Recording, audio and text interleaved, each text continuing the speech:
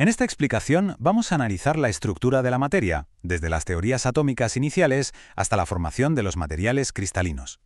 Comenzamos con la primera hipótesis atómica moderna, la cual fue propuesta por John Dalton alrededor del año 1800 para explicar cómo y por qué los elementos se combinan en proporciones fijas. La teoría de Dalton se fundamenta en tres hipótesis centrales. Primero, los elementos están formados por partículas fundamentales e indestructibles llamadas átomos. Segundo, todos los átomos de un mismo elemento son idénticos en masa y propiedades, mientras que los átomos de elementos diferentes son distintos. Y tercero, los compuestos químicos se forman por la unión de átomos en proporciones numéricas sencillas y constantes. El avance científico demostró que el átomo no era de hecho indivisible. Se descubrió que estaba compuesto por partículas aún más pequeñas, conocidas como partículas subatómicas. Dentro del átomo se identificaron dos partículas clave en su núcleo. El protón, con carga eléctrica positiva, fue descubierto por Rutherford en 1919, y el neutrón, sin carga eléctrica, fue descubierto por Chadwick en 1932. El descubrimiento de estas partículas subatómicas hizo necesario desarrollar nuevos modelos que pudieran explicar la estructura interna del átomo, superando la idea de una esfera indivisible. La comprensión del átomo evolucionó a través de una serie de hitos. Inicia hacia 1800 con el átomo indivisible de Dalton.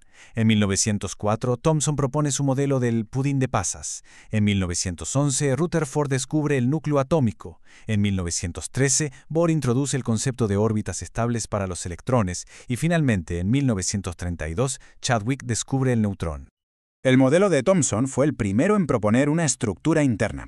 Describía el átomo como una esfera de carga positiva uniforme en la que se encontraban incrustados los electrones, de carga negativa.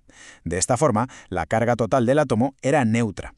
A continuación, el modelo de Rutherford, basado en sus experimentos, modificó radicalmente esta visión. Postuló un átomo que era en su mayor parte espacio vacío, con un núcleo central muy pequeño, denso y de carga positiva, donde se concentraba casi toda la masa.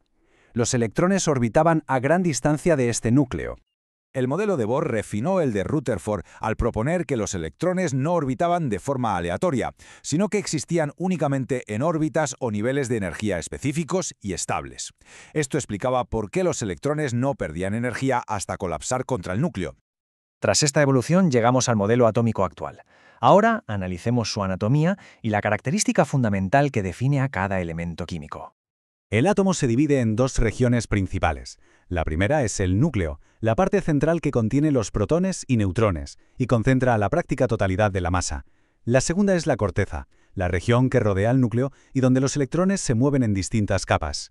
La identidad de un átomo, lo que define a qué elemento pertenece, viene determinada por un único parámetro, el número atómico, representado con la letra Z. El número atómico, Z, es el número de protones que contiene el núcleo de un átomo. Este número es único para cada elemento químico. En un átomo eléctricamente neutro, el número de protones es igual al número de electrones. Para definir la masa de un átomo, se utiliza otro parámetro fundamental, el número másico, que se representa con la letra A. El número másico, A, es la suma del número de protones y el número de neutrones presentes en el núcleo atómico. Este valor representa, de forma aproximada, la masa total del átomo, ya que la masa de los electrones es despreciable en comparación. Los átomos no son entidades estáticas, interactúan entre sí. A continuación exploraremos dos fenómenos clave: la desintegración de núcleos inestables y la búsqueda de estabilidad a través de la formación de enlaces. Ciertos núcleos atómicos son inestables. La radioactividad es el proceso mediante el cual estos núcleos se transforman espontáneamente en núcleos más estables, emitiendo en el proceso partículas subatómicas y energía. Existen tres tipos principales de emisión radiactiva. La emisión de partículas alfa, que consisten en 2 protones y 2 neutrones. La emisión de partículas beta, que son electrones de alta velocidad. Y la emisión de radiación gamma, que es energía electromagnética de alta frecuencia. La radioactividad controlada tiene importantes aplicaciones prácticas. Entre ellas se encuentran su uso terapéutico en radioterapia para el tratamiento del cáncer, su uso en técnicas de diagnóstico médico por imagen y su aplicación en la generación de energía eléctrica en las centrales nucleares. Los átomos también buscan la estabilidad modificando su número de electrones para completar su capa más externa.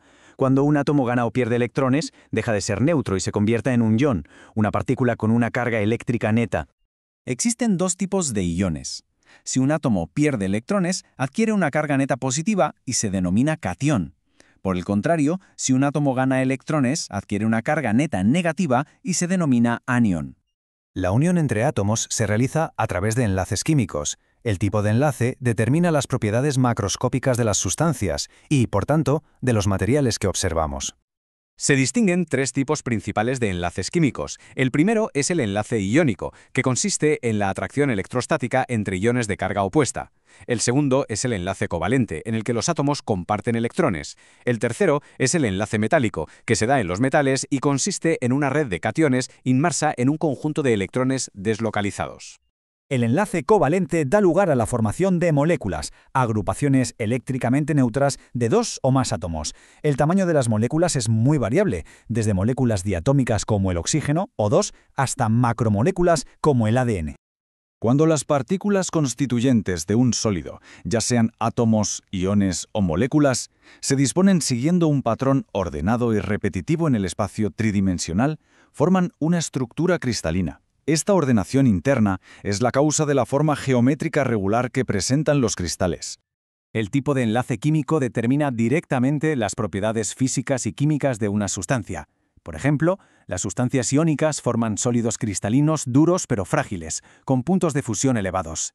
Por su parte, los metales son maleables, dúctiles y buenos conductores del calor y la electricidad debido a la naturaleza de su enlace.